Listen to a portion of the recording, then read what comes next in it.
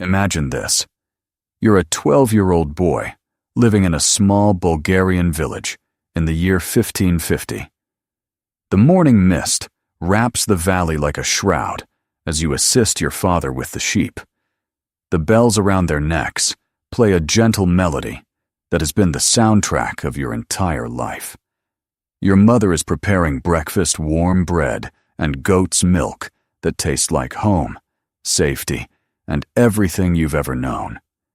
Then you hear it, the pounding of hooves on cobblestones. Your father's face turns as white as parchment. Your mother drops the clay pitcher she's holding, and it shatters on the floor like your world is about to break apart. Everyone in your village knows what those hoofbeats mean. The Sultan's collectors have arrived. From behind a wooden cart, you watch as Ottoman officials dismount their horses, their silk robes immaculate despite the long journey. They carry scrolls and lists, their eyes scanning the villagers like merchants sizing up livestock. When one points directly at you, your mother collapses to her knees, pleading in a language they don't care to understand. Your father stands silent, knowing that resistance means death for the family. You're taken away with promises of serving the Sultan, rising to greatness, and being honored. But as the cart rolls away from everything familiar, all you hear are your mother's fading sobs. You will never see her again. This marks the start of your new life as a palace boy, a ghulam in one of the world's most powerful empires. The horrors behind palace walls will make you long for those simple days in the misty valleys of your homeland. Before we dive into these forgotten stories of survival and suffering, if you enjoy uncovering hidden truths of history, consider hitting the like button and subscribing for more content like this. Please comment below to share where you're listening from. It's amazing that we're exploring these ancient stories together from different parts of the world, connected across time and space by our shared curiosity about the past. The journey to Istanbul is your first taste of the systematic cruelty that will define your new existence. You and dozens of other boys are marched for weeks across rugged terrain, inadequately fed, sleeping in the open or in crude shelters, offering little protection from the elements. The weak, those unable to keep up, who fall ill or lose hope, are left to die. You learn your first lesson in Ottoman palace life before reaching the capital. Weakness means death, and only the strongest, cleverest, or most adaptable will survive what's ahead. The boy walking beside you, maybe 14 years old, was taken from a Greek fishing village. His name was Nikos, though he quietly confided that soon his name would be forbidden. He attempted to escape on the third night of the march, but the guards caught him before he had gone a mile. They dragged him back to the camp and beat him in front of all the other boys as an example. His screams echoed across the countryside, and you squeezed your eyes shut, trying to block out the sound. But you couldn't ignore the lesson. Escape was impossible, and resistance was futile. By the time you reached the outskirts of Istanbul, you had learned to move like a ghost, to speak only when spoken to, and to make yourself invisible when the guards' attention turned predatory. You had seen boys vanish in the night, some who tried to run, others who simply couldn't endure another day. Their empty spaces in the line served as constant reminders of your own mortality. The first sight of Istanbul's skyline should have been breathtaking, with its minarets piercing the sky, the massive dome of Hagia Sophia, and the sprawling palace complex that would become your prison. But all you felt was a hollow dread settling in your stomach like a stone. This magnificent city represented everything you had lost and everything you feared you would become. Upon arrival in Istanbul, you faced your first selection. Ottoman officials divided the surviving boys into groups based on their perceived potential. The process was humiliating and thorough. They examined your teeth like you were a horse, tested your reflexes, made you recite what little you knew of letters and numbers, measured your height, examined your skin for blemishes, and evaluated your facial features with the clinical detachment of art appraisers. The most beautiful and intelligent were destined for the palace school, the Enderun. Others would become janissaries, the elite military corps. But for those chosen for palace service, a different kind of trial awaited one that would test not just your body's endurance, but your soul's ability to survive systematic dehumanization. You were among the fortunate ones selected for the Enderun school, housed within the walls of Topkapi Palace. The officials who made this choice looked at your clear skin, your bright eyes, and your obvious intelligence, and they smiled. You didn't understand then that their smiles were not kind. They were the smiles of predators who had found particularly promising prey. The Enderun School has been called the world's first institutionalized education for the gifted. This description, while technically accurate, obscures the darker reality of what education meant for displaced boys like you. Yes, you would learn languages Arabic, Persian, and Turkish. You would study mathematics, astronomy, literature, and law. You would be trained in music, calligraphy, and various crafts. But this education came at a price that extended far beyond mere academic rigor. The palace complex that became your world was a labyrinth of marble corridors, ornate chambers, and hidden passages where danger lurked around every corner. You lived in dormitories within the palace, cut off from the outside world by layers of walls, guards, and strict protocols that made escape not just difficult, but unimaginable. The dormitory where you slept stretched before you like a marble tomb, with narrow beds draped in silk that felt like chains against your skin. On your first night there, you lay awake, listening to the sounds that would become the soundtrack of your captivity. The muffled sobs of homesick boys trying to stifle their tears into their pillows. The hushed conversations in unfamiliar languages. The footsteps of older students and supervisors patrolling the halls after lights out. You clutched the small wooden cross your mother had pressed into your hand before you were taken away. By morning, even that last connection to your past would be discovered and confiscated. You were given a new name, Mezmet, and told to forget your Christian origins. Conversion to the empire's official faith was mandatory. It was essential to your transformation from captive child to Ottoman servant. The ceremony was conducted with great pomp, as if you had chosen this path willingly. But you knew, and everyone knew, that choice was never part of it. You repeated the words they instructed you to say, but inside, you clung to the memory of your mother's lullabies and your father's stories. The most insidious part of your education was the systematic breaking down of your individual will and your reconstruction as an instrument of imperial pleasure and power. The palace operated on a complex hierarchy where advancement depended not just on academic achievement, but on your ability to please superiors in ways no child should ever have to learn. Your first lesson in the palace's unspoken rules came from Ahmet, an older student who had been in the system for 3 years. He approached you one evening in the dormitory, his voice carrying both threat and promise. "You're new," he said, settling onto the edge of your bed uninvited. "You don't understand how things work here yet, but I can protect you, teach you, help you advance. The teachers favor me, and they listen to my recommendations about the younger boys." He rested his hand on your shoulder, and you froze. You were 12 years old and had never been touched by a stranger, but something about his manner made your skin crawl. "In return," he continued, his voice dropping to a whisper, "you'll need to show your gratitude. There are ways boys like you can thank older students for their protection, special ways that stay between us. You faced an impossible choice that countless boys before you had confronted. To refuse meant risking brutal punishment, social isolation, and any hope of advancement would vanish.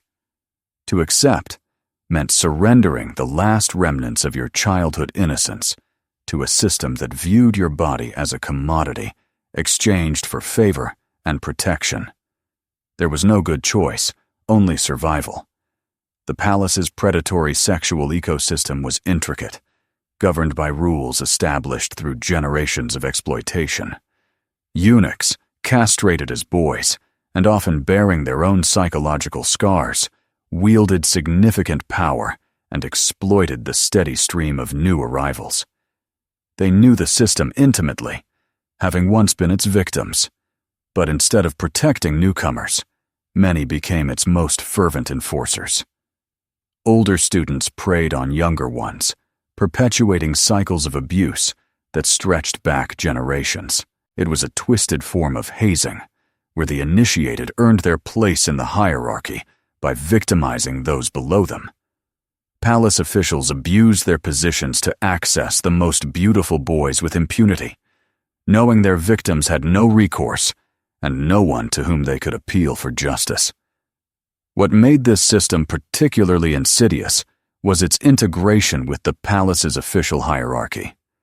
Sexual relationships were not hidden scandals, but part of the social order, woven into daily life so thoroughly they seemed natural and inevitable. Boys who caught the attention of powerful patrons could see their careers advance, their studies eased, their lives more comfortable.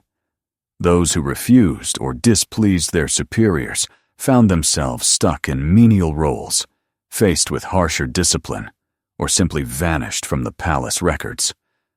The psychological impact on boys like you was devastating and carefully calculated. Cut off from your family, stripped of your original identity, and thrust into a world where your body was seen as a commodity, you developed what we might now recognize as complex trauma responses. Some boys became manipulative and calculating, using their sexuality as a tool for advancement and survival. Others withdrew, becoming hollow shells who went through the motions of palace life as their spirits withered. You watched both transformations unfold around you.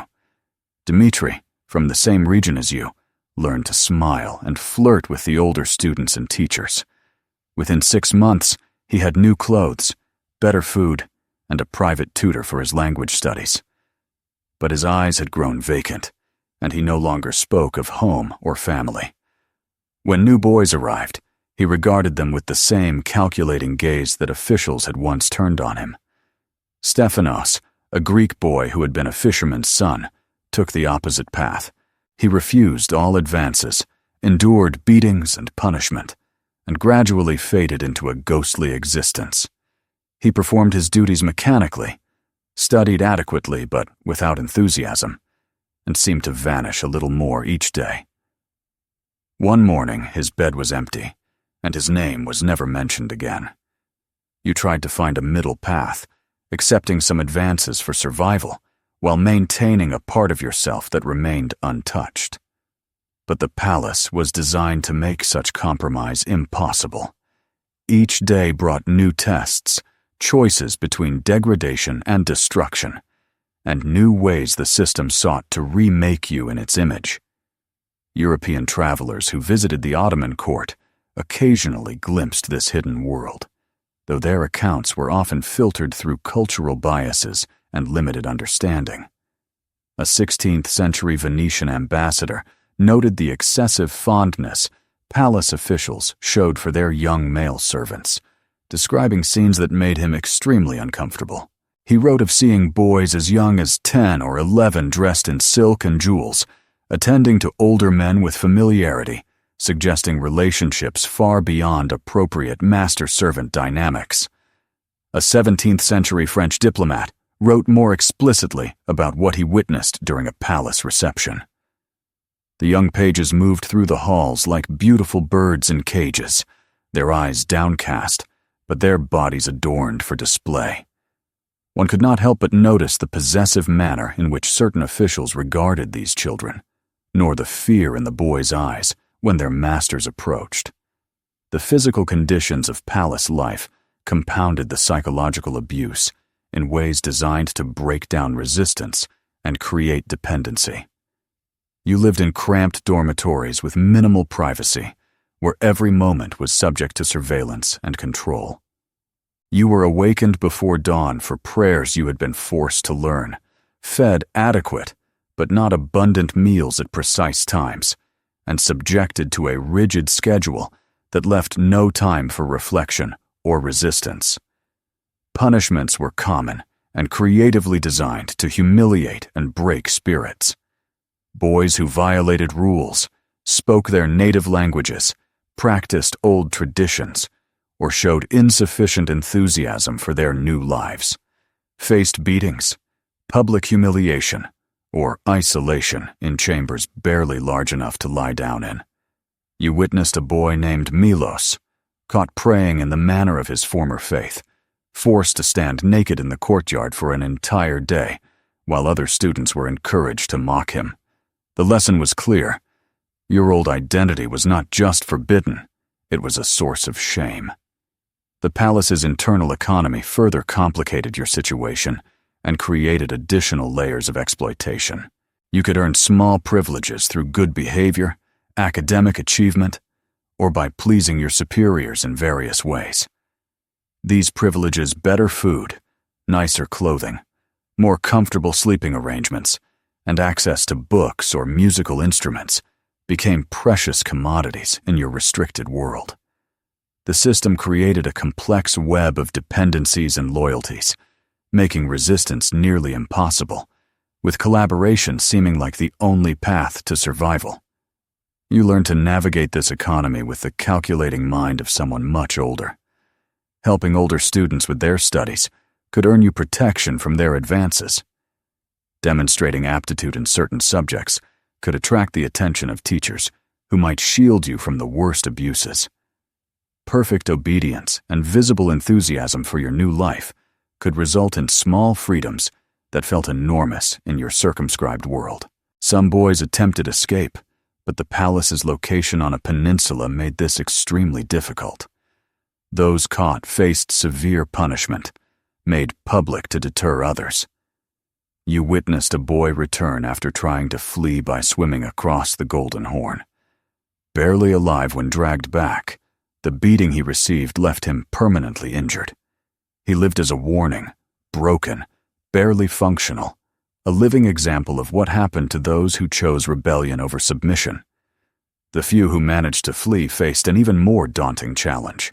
They had been in the palace so long, their original identities so thoroughly erased, that returning to their former lives was impossible.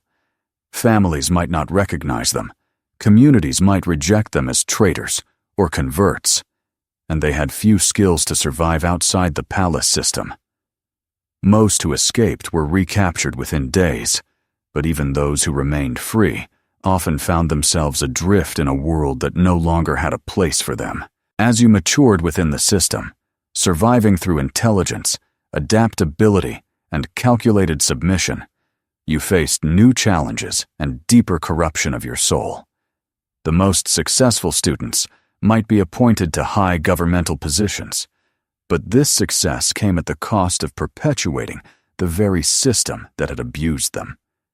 You realized with growing horror that your teachers and supervisors, the men who had shaped and damaged you, had once been boys like you, taken from their families and molded into instruments of imperial power. This recognition brought a terrible choice. You could resist the system and likely be destroyed by it, or you could embrace it fully and become one of its enforcers, selecting the next generation of boys, breaking them down and rebuilding them, maintaining the palace's hierarchies of power and exploitation. Many boys opted for the latter path, finding it easier to become predators rather than remain prey indefinitely. The graduation ceremony, known as chikma, marked the end of palace education and the beginning of imperial service. After years of systematic abuse disguised as education, you emerged, fluent in multiple languages, skilled in administration and diplomacy, and trained in the arts and sciences. However, you also emerged with a soul corrupted, an understanding of power intertwined with exploitation, and a capacity for normal human relationships that might never fully heal. For many graduates, this transition meant moving from one form of exploitation to another. Those in administrative roles found a world where sexual favors and political advancement were linked, where lessons about power, submission, and survival shaped their lives. Those in military roles carried psychological scars from palace years, often becoming either brutal enforcers of imperial will or struggling to find meaning in lives built on abuse. The Ottoman elite's attitude was complex, constructed to maintain the system while denying its disturbing aspects. While regulations prohibited many abuses, palace authorities often ignored behaviors that served their interests. The system produced capable administrators and loyal servants, which was its primary goal. The human cost was deemed irrelevant, and criticism was dismissed as ignorance of the empire's sophisticated methods. Contemporary Ottoman writers sometimes acknowledged the system's darker aspects while defending its overall value. A 16th-century court historian wrote to mask the reality boys experienced. Your testing involved systematic abuse. Your discipline involved destroying your original identity to construct a new self for imperial service. Your learning cost you childhood innocence and the capacity for normal relationships. What makes the Ottoman palace system particularly disturbing is how it combined genuine educational opportunities with systematic abuse, making it hard to separate benefits from horrors. Boys received an advanced education for the time, learning to read and write in multiple languages, studying cutting-edge sciences and mathematics, and gaining skills in diplomacy, administration, and military strategy that would serve them throughout their lives. Yet this education was inseparable from exploitation and abuse. The same educators who expanded your mind also violated your body. The system that offered opportunities simultaneously destroyed your innocence. The institution that promised advancement ensured it was forever tainted by its methods. This system reveals the complex relationship between power, sexuality, and violence in pre-modern societies. The Ottomans were not alone in exploiting young people. Similar practices existed across ancient and medieval worlds, but the Ottoman system was notable for its scale, organization, and integration into the imperial structure. It wasn't a hidden perversion, but an open institution, praised for its effectiveness and defended by its beneficiaries. By the 17th and 18th centuries, the palace system began to decline as changing military technologies reduced the importance of the Janissary Corps, and new administrative forms decreased reliance on palace-trained bureaucrats. European influence and evolving social attitudes also contributed to the system's gradual transformation. But for the thousands of boys who passed through the palace gates at its height, these changes came too late. Their stories of lost childhood, destroyed innocence, and broken spirits in service to imperial power represent one of history's most systematic cases of institutional child abuse. The boys who survived learned to navigate a world where their beauty was both an asset and a liability, where their intelligence was valued, but their humanity was not, and where advancement required surrendering parts of their souls that could never be reclaimed. Some rose to great power and influence, becoming viziers, generals, and governors who shaped the empire's destiny. Yet they carried the scars of their palace years, often perpetuating the cycles of abuse that had shaped them. Others faded into historical obscurity, their fates unknown, remembered only as entries in records noting their arrival, training, and service.